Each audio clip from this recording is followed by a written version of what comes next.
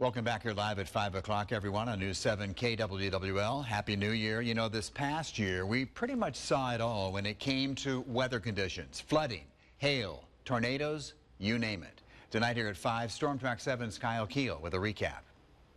Thunderstorms, snow, tornadoes, ice. Any weather, we experience most of it here in eastern Iowa. 2017 started off with cold temperatures in January. Highs were in the single digits and teens, with lows below zero for a few days. Later in the month, an ice storm caused travel headaches with reports of damage. With little snowfall, it was enough to cause travel problems. From an ice storm to warm weather. February brought an unusual stretch of warm temperatures to eastern Iowa. The middle of the month featured record highs in the 60s and 70s, when normally temperatures should have been dipping into the 30s.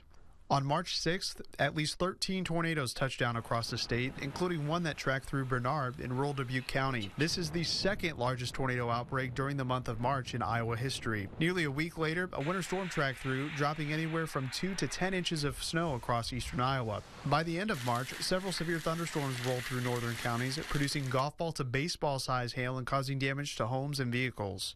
April is when we really start to get into the severe weather season, and we had an outbreak of severe weather in the middle of the month, which caused quite a bit of hail damage across portions of eastern Iowa. There was also one tornado confirmed near Anamosa in Jones County, causing minor damage to trees and a few buildings.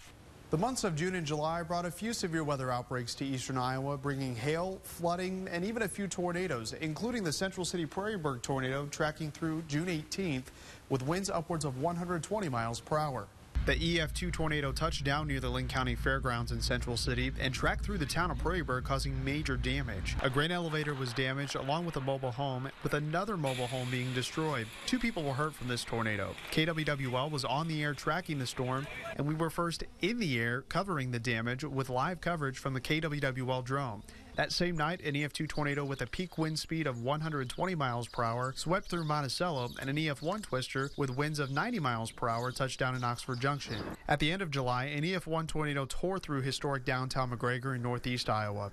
That storm produced 110 mile per hour wind speeds and was on the ground for nearly 6 miles. There were 2 minor injuries, and there was quite a bit of damage on Main Street, including the Godert Meat Market, which was reduced to a pile of brick after the storm. Shortly after, repeated rounds of heavy rain caused flooding on area rivers across northern Iowa. The Volga, Turkey, and Wapsipinicon River were swollen after 2 to 10 inches of rain fell on July 20th and 21st. Fortunately, the second half of 2017 didn't feature many extremes. The big talker in August was a solar eclipse. The last time a total solar eclipse was visible across the contiguous United States was back in 1979. As the moon passed between the Earth and Sun, many eastern Iowans saw roughly 90% of the moon covering the sun. For some, the clouds were a little too thick to catch a good glimpse. It was a sight we won't see again until 2024. The last few months of the year have had the normal ups and downs in weather, but nothing too extreme. No matter the weather in 2018, the Storm Track 7 weather team will be with you every step of the way, because we track storms.